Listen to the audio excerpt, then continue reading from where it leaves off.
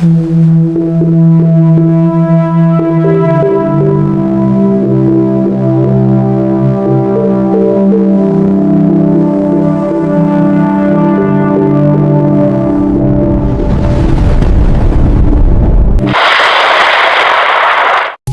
araw po sa inyong lahat. Narito na po ang pinaka-latest nating update sa magiging lagay ng panahon ngayong araw ng linggo, ika-22 ng Pebrero taong 2026. Sa kasalukuyan nga po, ang low pressure area nating monitor sa may silang bahagi ng Visayas ay kasalukuyan na nga po bahagyang umakyat o tumaas, na kung saan huling namataan silangan ng Catanduanes, na kung saan bagya na nga po itong lumalayo sa ating kalupaan. Kaya't hindi na po natin ito bagyang mararanasan sa mga nasabing area. Subalit, yung mga cloud cluster pa rin ay naiiwan dito sa may Visayas, kaya naman inaasahan pa rin natin ang maulap na tuturing at mga kalat-kalat na mga pag-ulan sa may silang bahagi ng Visayas. Kaya naman lubos pa rin natin pinag-iingat ang ating mga kababayan, lalong-lalo na sa may Visayas area, na kung saan dito mismo na tatapat ang mga cloud cluster, na kung saan ito yung pinaka magdudulot ng mga ulap na tuturing at mga kalat-kalat na mga pag-ulan, na possible pa rin ang mga localized flooding sa mga babang lugar at pagguho ng lupa sa mga bundok na lugar.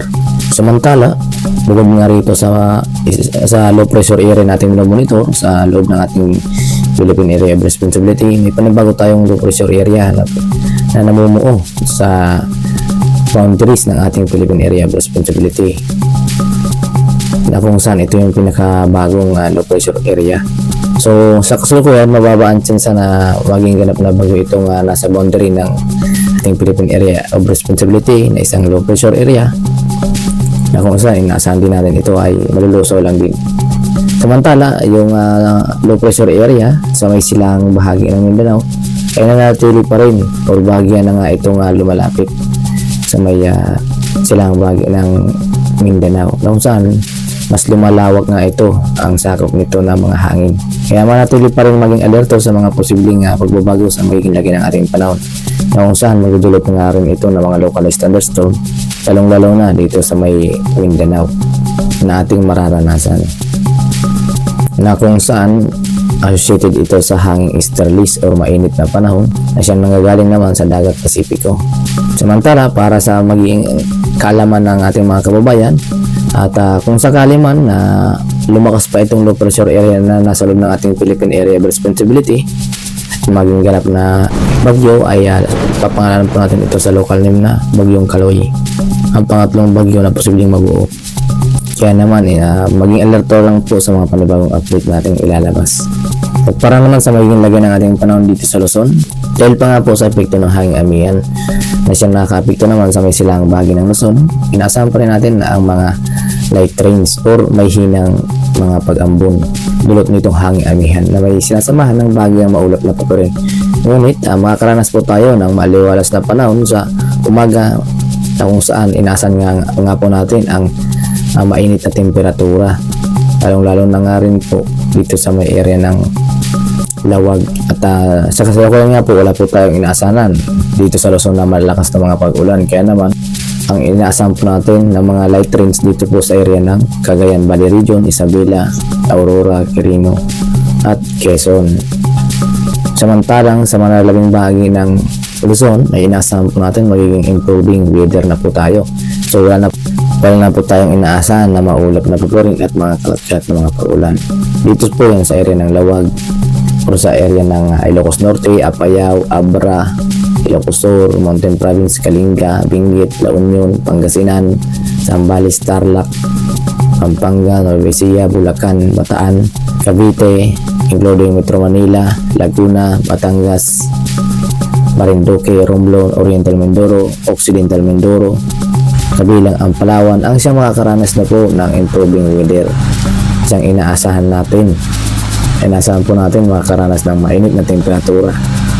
Kaya naman, kung kayo ay lalabas ng inyong tahanan, ugaliin pa rin magdala ng payong o kaya naman na sombrero upang sa gayon maging alerto tayo sa matinding sikat ng araw na ating inaasahan sa mga nabanggit na lugar at sa mga light rains.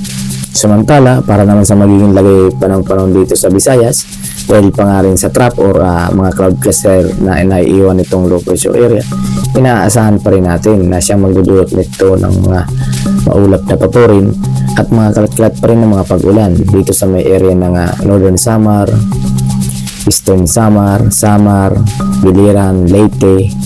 Ang siyang inaasahan natin na makakaranas ng maulap na papurin at mga kalat-kalat na mga pag-ulan dahil pa rin yan sa mga cloud cluster na naiiwan nitong low pressure area. So yung mga thunderstorm ay siyang magpapaulan dito sa may silang bahagi ng Visayas. Samantala sa mga lalabing bahagi pa ng Visayas, sa area ng Aklan, Capiz, Iloilo, Antique, Guimaras, Negros Occidental, Negros Oriental, Cebu, Bohol, including Siquijor ay makakaranas ng improving weather or maliwalas na panahon na ang ating inaasahan na mababa ang tsansa ng mga pag-ulan. Kaya naman maging alerto pa rin sa mga transitional na weather or mga pagbabago. Yun po yung ating pinapaalala sa ating mga kababayan dahil ang ating panahon ay maaari pa rin magbago. Kaya naman maging alerto pa rin po tayo. At para naman sa magiging lagay ng panahon dito sa Mindanao, dahil pa rin sa cloud cluster ng low pressure area, ay inaasahan natin dito sa main area ng Dinagat Islands, Surigao del Norte, Agusan del Norte, Surigao, ay posible pa rin makaranas ng maulap na papurin na sinasamahan ng mga kalat-kalat ng mga pag-ulan, lalo na yan pagsapit ng hapon at gabi. Samantala sa mga nalalabing bahagi pa ng Mindanao ay inaasahan natin na makakaranas ng fair weather na sinasamahan ng mga localized thunderstorm dahil nga po yan sa pinagsamang epekto nitong low pressure area at ng easterlies or yung tinatawag nating mainit na temperatura na nanggagaling sa dagat Pasipiko na siyang nagdudulot ng bagyang mga localized thunderstorm na may mga light trends tayong mga inaasahan. Kaya naman maging alerto pa rin po ang ating mga kababayan lalo na pagsapit ng hapon at gabi na kung saan mas mataas ang tsansa ng mga pag-ulan.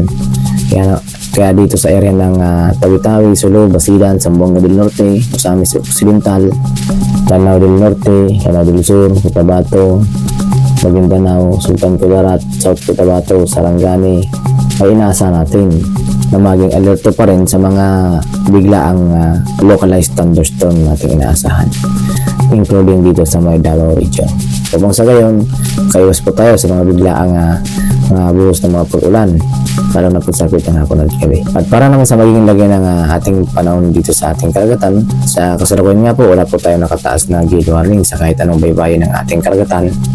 Ngunit iba yung pag-iingat pa rin po ang ating pinapahatid sa ating mga kababayan na mangingisda, lalong-lalo na dito sa may silang bahagi ng Visayas, na kung saan inaasahan po natin na may mga mataas pa rin mga pag-alon na ating inaasahan. Nadulot nga po yan ng pinagsamang epekto ng mga weather system at ng low pressure area. Kaya naman mayroon po tayong nakataas na moderate to rough sea condition pa rin dito sa may Northern Samar, Eastern Samar, including dito sa may area ng Sorsogon. Kaya naman maging alerto pa rin sa biglaang mataas na mga pag-alon ating inaasahan sa mga nabanggit na seaboard. Samantala sa mga labing seaboard ay inaasahan natin ang magiging slight to moderate ang magiging lagay ng ating karagatan, na kung saan malaya pa rin makapaglalayag ang ating mga kababayang mangingisda sa mga nasabing lugar or seaboard. At yan nga po ang pinaka-latest nating update sa magiging lagay ng ating panahon ngayong araw ng Linggo, ika-22 ng Pebrero taong 2026. Ingat po tayong lahat at maraming salamat sa inyong panonood. Manatili lang po tayong maging alerto at updated sa mga panibagong ulat na aming ilalabas upang sa ngayon magpapaghanda po tayo sa mga pagbabago sa lagay ng ating panahon sa ating bansa. Ingat po tayong lahat and God bless us all.